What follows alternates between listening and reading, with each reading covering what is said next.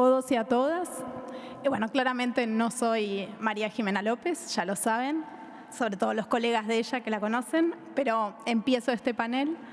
Vamos a hacer una pequeña inversión del orden. Va a hablar primero el senador Schedlin y luego vamos a pasar al senador Fiat porque el senador Schedlin tiene un vuelo que tomar.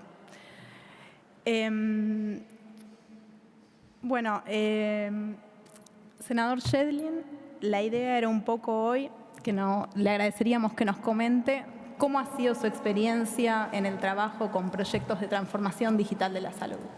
Bueno, muchas gracias. Yo tengo una pequeña presentación, ahí está. Sí, la idea es, si tenemos el tiempo, vamos a ser rapidito, pero vamos a contarles un poquito la historia sobre el proyecto de receta digital, de prescripción digital y de teleasistencia, su historia en la Cámara de Diputados, en el Senado y su sanción.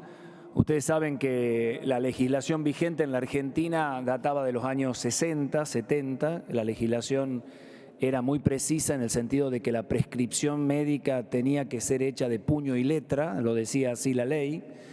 Eso generaba algunos inconvenientes que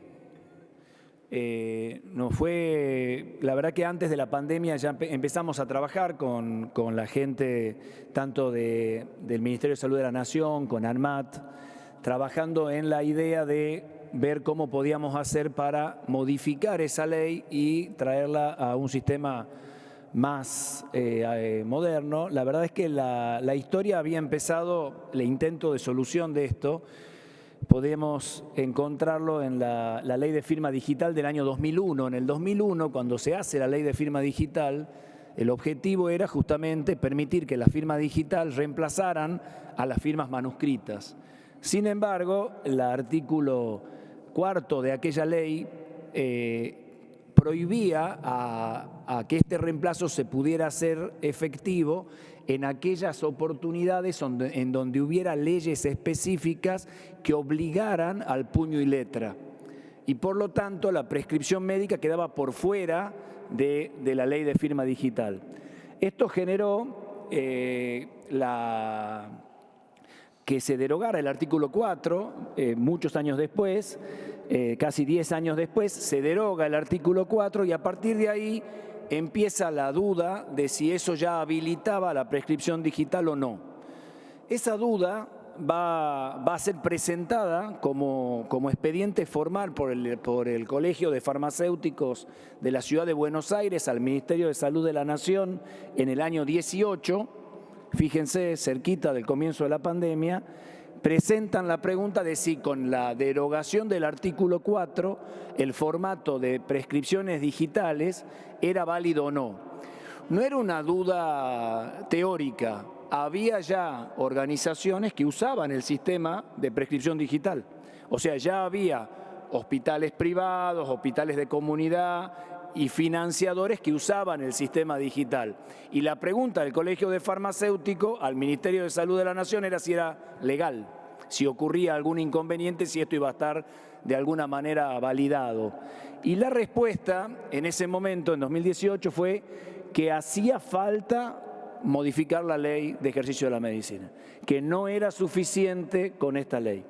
Así que enmarcados en esa idea y con la agenda digital argentina y con el trabajo, ahí nos fuimos,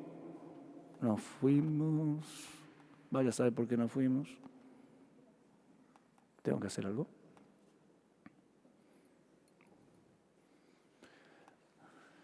A ver, vamos para atrás. Yo no sé dónde tengo que apuntar. Ahí está. Bueno, trabajando en esta idea apareció el coronavirus. Y el coronavirus nos dio la oportunidad catalizó, por así decirlo, la posibilidad de que estas leyes se trataran. A partir del coronavirus, el Ministerio de Salud de la Nación propuso a través de una resolución, habilitó la prescripción de medicamentos a través de la digitalización de prescripciones hechas de puño y letra, o sea, lo que no es una receta digital, sino que es la foto de una receta en papel y enviada. Eso lo permitió el Ministerio y de alguna manera abrió la necesidad de que esto se debatiera en forma más importante.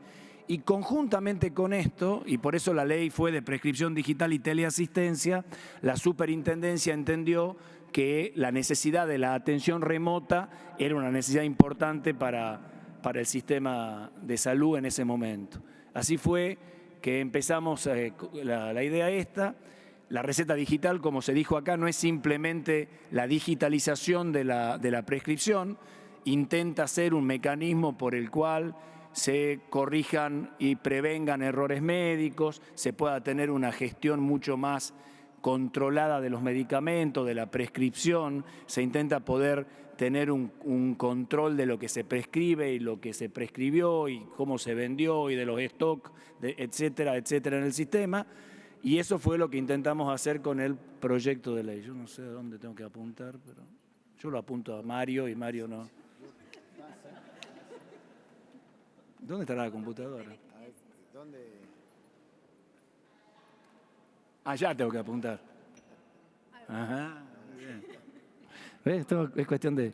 Bueno, y esta es la ley, la 27553, que como ven tiene dos cosas a destacar. Una era la receta digital y la otra la habilitación de la teleasistencia, que ya vamos a hablar 2 palabras de la teleasistencia.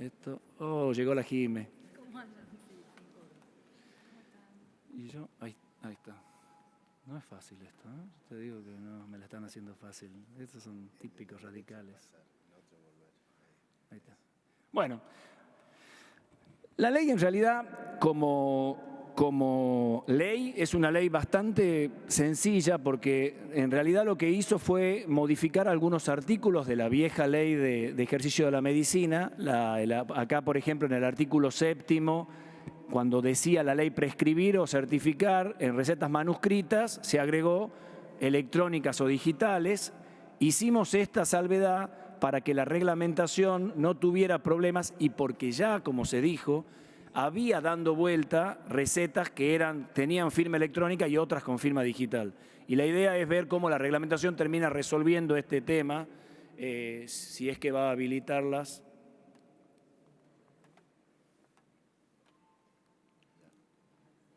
Yo señalo para allá. Próxima. Esa puede ser, ¿o no? ¿Qué opinan? ¿Me pueden pasar ustedes? Próxima. Veo que ustedes tampoco pueden. Próxima.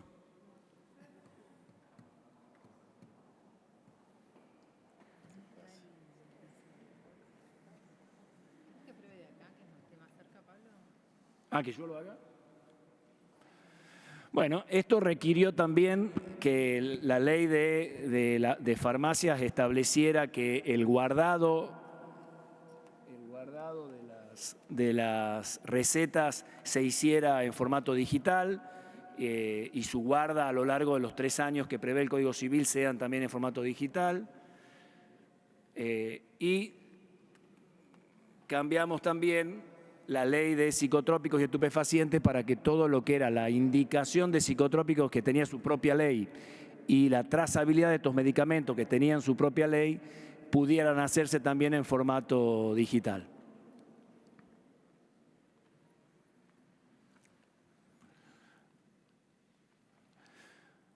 Bueno, ahí tengo varios modelos. El primero es de la obra social de la provincia de Tucumán, del subsidio de salud de la provincia de Tucumán, que hoy tiene una receta digital con firma electrónica que funciona en la provincia.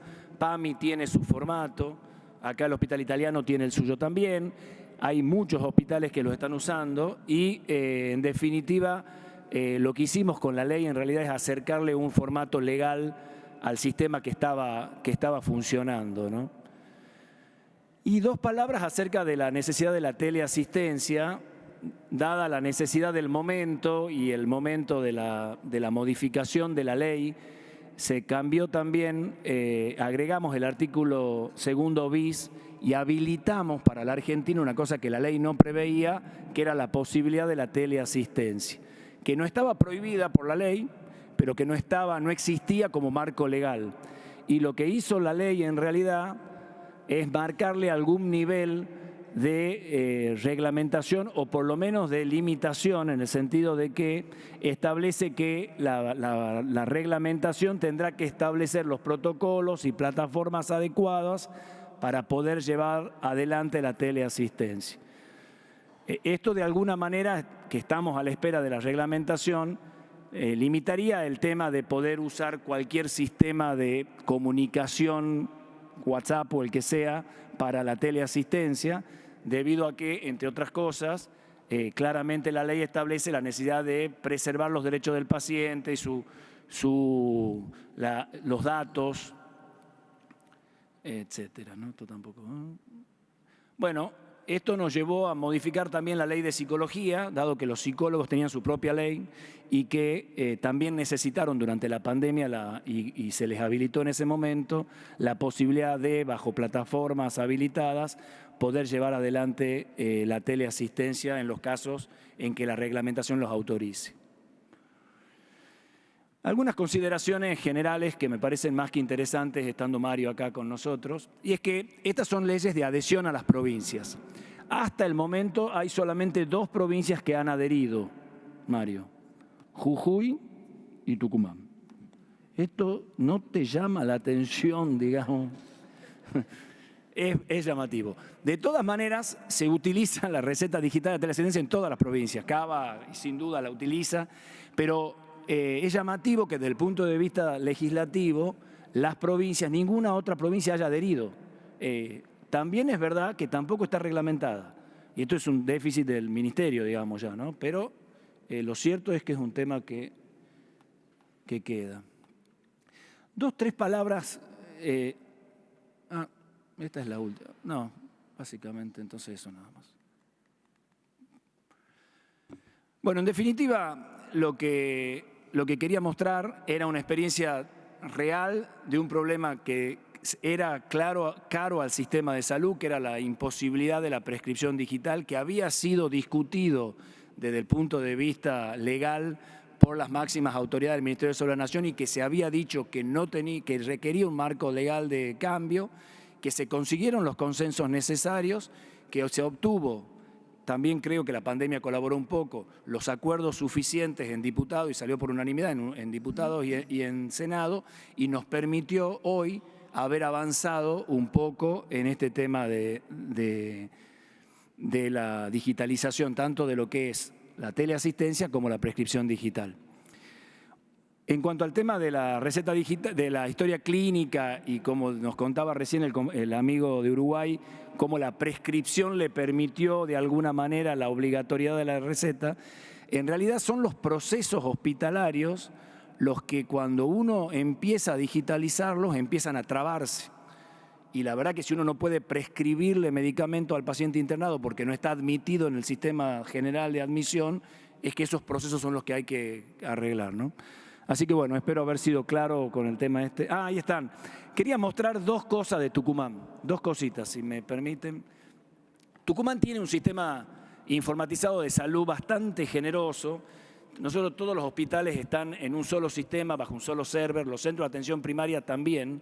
Y eso nos ha permitido, son casi 300 centros de atención, y ha permitido algunas cosas interesantes, como por ejemplo el tema de las vacunas. Tucumán tiene, cuando uno se vacuna en Tucumán en el sector público, esa vacunación va a un sistema único de la provincia de Tucumán, que después conecta a Nación con el Nomivac, pero la provincia lo registra y a través de un sistema de medicina algorítmica, por decirlo así, o de inteligencia artificial muy sencilla, se genera el carné de vacuna de la provincia de Tucumán.